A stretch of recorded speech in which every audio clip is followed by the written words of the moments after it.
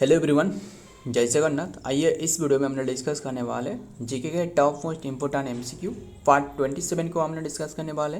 तो आइए बिना टाइम वेस्ट करे देखते हैं। फर्स्ट क्वेश्चन बताइए, व्हाट इज़ द इपिग्राफी। बताइए इपिग्राफी क्या है। पता है आपको इपिग्राफी के बारे में? ये है स्टडी ऑफ इंस्क्रिप्शन। इंस्क्रिप्शन मतलब जो लेटर रहे ना, यानी लेटर जो पुरानी जो भी राइटिंग रहे, इसे स्टडी करना, इसे इपिग्राफी कहा जाता है। ध्यान में रखिएगा, स्टडी ऑफ इंस्क्रिप्शन। क्लियर।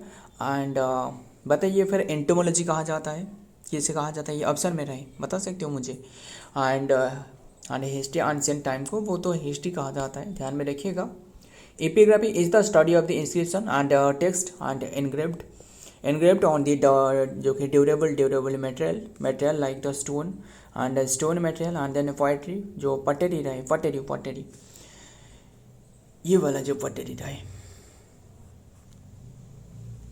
ध्यान में रखिएगा। इसे स्टडी करना, पटेरी ऊपर में जो लिखी गई है यानी जो इंस्क्रिप्शन रहे, इसे स्टडी करना, इसे इपिग्राफी कहा जाता है। Next, who is the writer of the book developed as freedom. बताइए फिर डेवलप्ड एज फ्रीडम ये बुक किसकी है? Amartya Sen. Option A is the right answer, Amartya Sen की। एंड ये एक टॉप इकोनॉमिस्ट थे, ध्यान में रखिए, इंडिया की इकोनॉमिस्ट थे। एंड बात करें और किसके, बस इतना ही ध्यान में रखना। और एक याद आ रहा है मुझे, बताना। और एक बुक रहे वो आपको बता देता हूँ। फिर ये बताइए, जो शशि थरूर रहे, शशि थरूर की बुक बताना। The great Indian novel, the great Indian novel ये बुक है, कौन सी ईयर में लिखी गई थी? 1989 में लिखी गई थी। और एक मुझे याद आ रहा है, बताना। इंदिरा गांधी की बुक बताना। ये है यर्नेस्ट नहीं, क्या रहा है,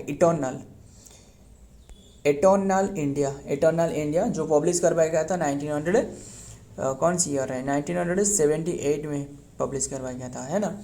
एंड जवाहरलाल नेहरू को बताना बुक, जो जवाहरलाल नेहरू की बुक वो है discover India. Wings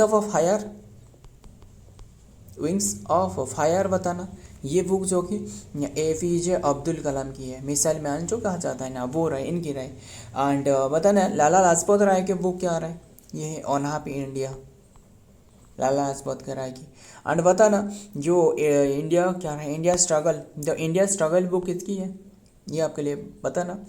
developed as the freedom जो कि 1999 बुक अबाउट द इंटरनेशनल जो कि development of Indian economist and then philosopher जो अमर्त्य सेन रहे, इनकी एक बुक है जो हमने बताया था आपको, the Indian struggle.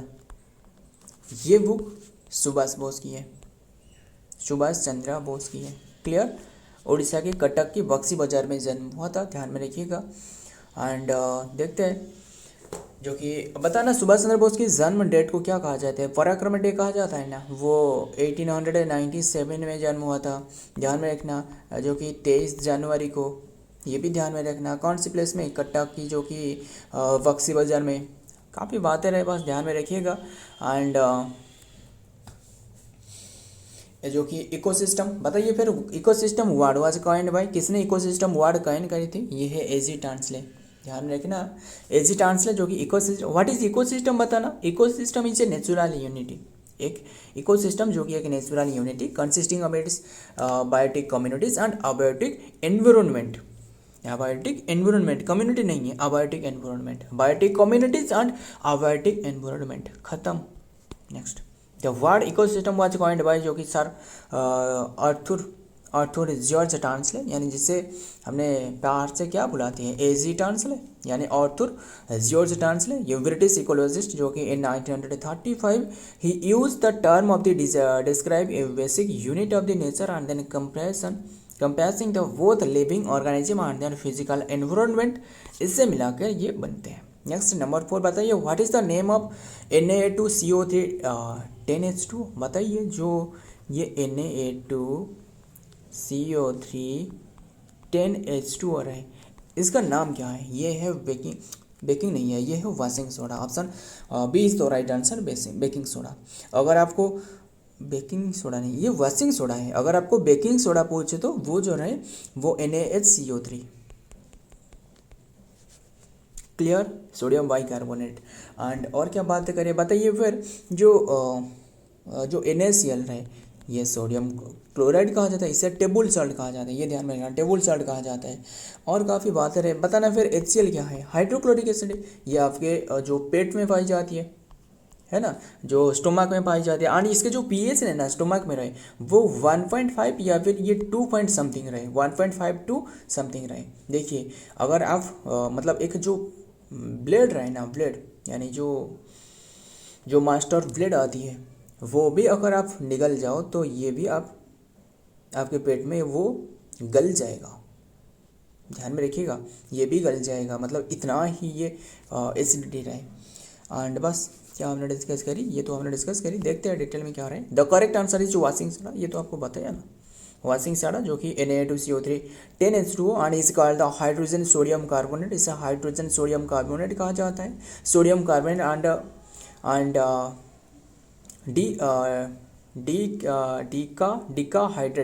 Decahydrate is also known as the washing soda कहा जाता है। Next, father of white revolution, बताइए फादर ऑफ व्हाइट रिवॉल्यूशन, ये है Verghese Kurien. Option B is तो right answer, Verghese Kurien father of white revolution. And अगर आपको फादर ऑफ, देखिए फादर ऑफ व्हाइट रिवॉल्यूशन अलग है, अगर आपको व्हीट पूछा जाए तो फादर ऑफ व्हीट रिवॉल्यूशन ये अलग है, दोनों बोथ आर नॉट सेम। ये व्हीट है जो गेहूँ रहे, इसे ये है Dilbagh Singh, Dilbagh Singh. Clear. Next, doctor Verghese Kurien military जो कि सॉरी माफ करिएगा milk man of the India and then father of the white revolution जो कि दुर्गा सागर डायरी, ध्यान में रखिएगा। नेक्स्ट देखते हैं फादर ऑफ ग्रीन रिवॉल्यूशन, फिर ये बताइए फादर ऑफ ग्रीन रिवॉल्यूशन कौन है, सारे के सारे डिस्कस कर लेते हैं।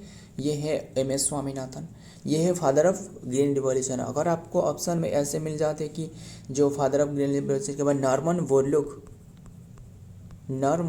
वोरलुक।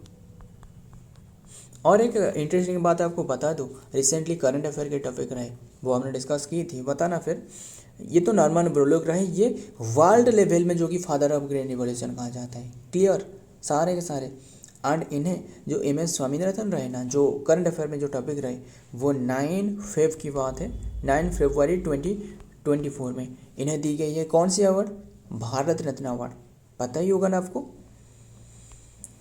भारत रत्न अवार्ड दी गई है, बहुत इंपॉर्टेंट है। भारत रत्न असल में जो दी गई है ना, ये असल में 4 या फिर 5 रहे, यस 4 नहीं 5 रहे, 5 व्यक्ति को दी गई है। क्या हमने इसके बारे में डिस्कस कर ले, फिर याद करना, इसे क्लियर कर लेता हूँ। जो दी गई थी, एक तो रहे कर्पूरी ठाकुर रहे, इन्हें दी गई है। और एक रहे, दूसरा रहे LK आडवाणी रहे। एंड ऐसे हमने एक ट्रिक में याद रखी थी, क्या रहे भूल रहा हूँ, बस आपको नाम बता देता हूँ। दूसरा रहे एंड तीसरा जो रहे वो साम पिटोड़ा नहीं है, वो है PV नरसिम्हा राव। और फोर्थ पर कौन रहे, वो है MS Swaminathan.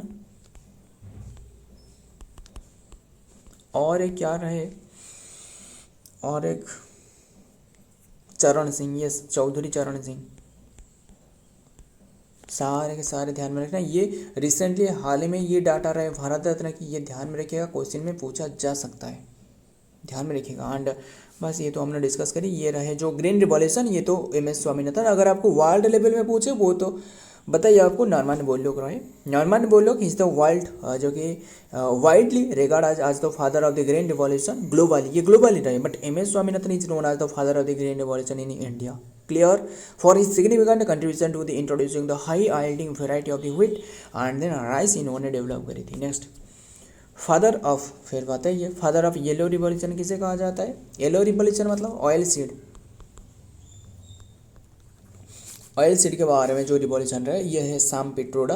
Option B is the right answer, Sam Pitroda. Yellow revolution यानी जो 9 ऑयल सीड रहे ना, 9 ऑयल सीड के बारे में रिवॉल्यूशन, जैसे कि जैसे हो गया ग्राउंड नट और सोयाबीन हो गया, और मस्टर्ड जो सोर्स की दान रहे, एंड देन मस्टर्ड हो गया, एंड देन और क्या रहे, ध्यान में रखना। एंड मस्टर्ड हो गया जैसे, और सनफ्लावर, जो भी मतलब ऑयल जो रहे, सनफ्लावर हो गया, एंड देन कैस्टर ऑयल हो गया, castor oil, and then niger हो गया, एंड देन लीन सीड हो गया, एंड देन सीसेम हो गया, एंड देन साफ्लावर। क्या हो गया? 9 1 2 3 4 5 6 7 8 9, यस, ये 9 सारे के सारे ध्यान में रखिएगा। ये इसे कहा जाता है, क्या कहा जाता है? ग्रीन रिवॉल्यूशन, सॉरी, इसे कहा जाता है येलो रिवॉल्यूशन। क्या रहे? ग्राउंड नट जैसे हो गया, soybean, mustard, and then sunflower हो गया, एंड देन जो कैस्टर ऑयल रहे ना, जो castor oil, and then niger हो गया। कैस्टर ऑयल काफ़ी जो मेडिसिनल प्रॉपर्टी रहे इसमें भी कैस्टर ऑयल की, एंड नाइजर रहे, एंड देन लीन सीड रहे, and then sesame, and then और क्या रहे? Sunflower. Next, Sam Pitroda is known as the father of the yellow revolution in India. The yellow revolution which focused in increase the जो कि edible oil product है, जो edible मतलब खाने वाला जो तेल प्रोडक्शन है, particularly mustard and sesame seed was launched in 1987 to 87 तक, 86 to 87. The goal was the achievement of the self-sufficient in the edible oil production करना। And then Sam Pitroda is work in the technology of the telecom, and इन्होंने भी technology sector में भी काफ़ी इनकी योगदान रहे, इसलिए इन्होंने भी फादर ऑफ टेलीकॉम सेक्टर भी कहा जाता है। And credit with the significant of the boosting and rural livelihood, and then contributing the successful of the revolution. Next देखते हैं, फादर ऑफ टेलीकम्युनिकेशन देख रहे हो ना, जो भी हमने डिस्कस करी इससे रिलेटेड रहे, ये Sam Pitroda, option B is the right answer, Sam Pitroda। Clear? Next देखते हैं, In India, Sam Pitroda is widely known as the father of the Indian telecommunication for his significant contribution to the modernizing the country of the telecommunication sector में infrastructure.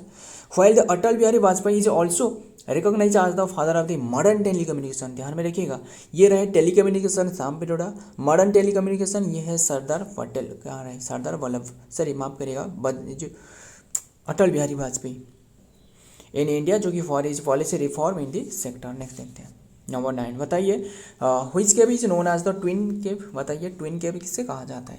Twin केव इसे Khandagiri and Udayagiri को कहा जाता है। Option C is the right answer, Khandagiri and Udayagiri. फिर ये बताना, जो डायमंड ट्रायंगल रहे, मुझे बता सकते हो डायमंड ट्रायंगल कौन सी रही?